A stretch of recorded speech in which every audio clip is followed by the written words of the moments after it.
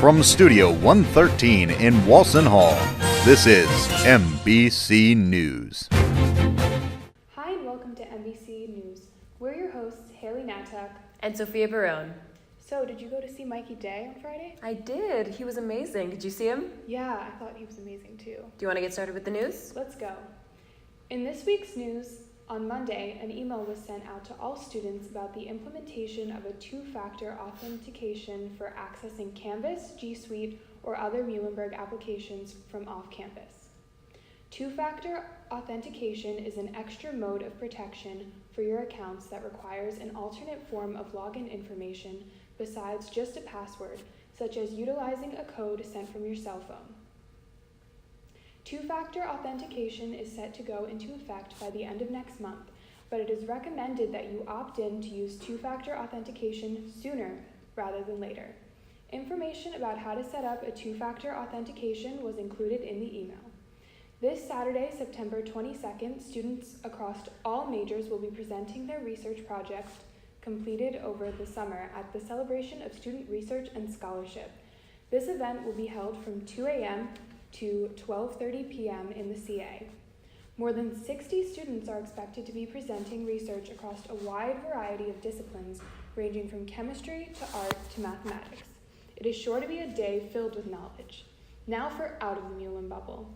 The wrath of Hurricane Florence is not over yet, as residents in North Carolina are still dealing with rising death tolls and rising flood waters from the vicious storm that hit the region last week. As of Tuesday, floodwaters near Fayetteville are measured to be over 60 feet, and more than 1,100 roads are closed throughout the state due to the dangers of driving in floodwaters. According to North Carolina Governor Roy Cooper, over 340,000 people are still without power as of Tuesday. The results from the 70th Primetime Emmy Awards are in.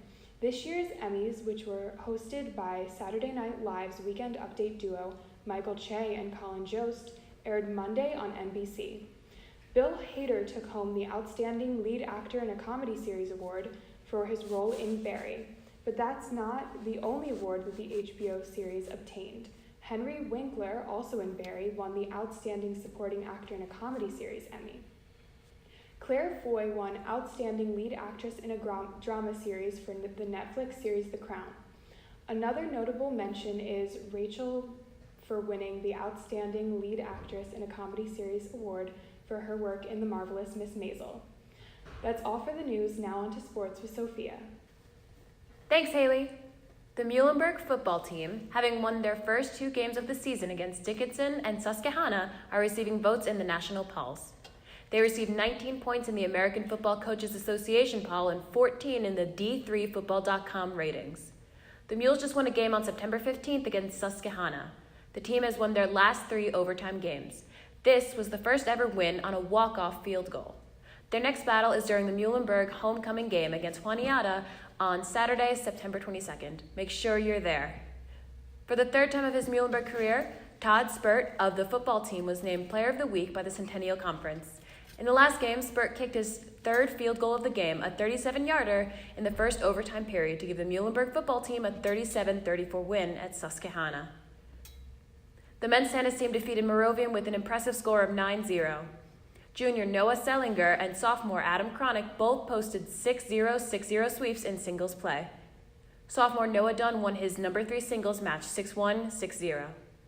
The women's tennis team also played at Moravian but lost 8-1. The next match for both teams is at the ITA Southeast Regional on Saturday, September 29th.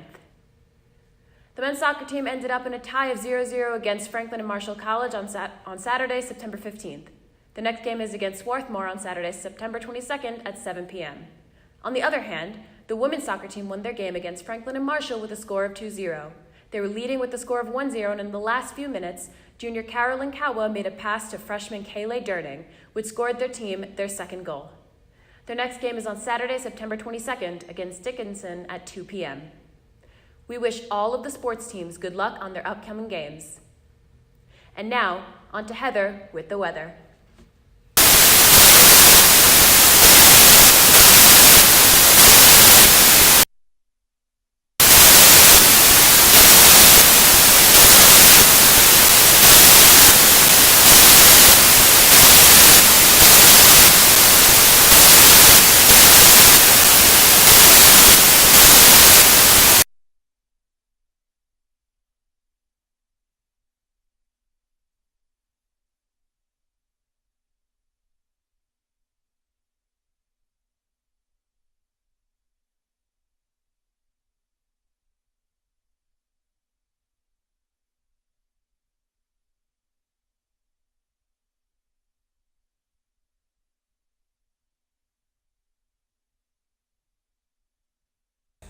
Thanks, Heather.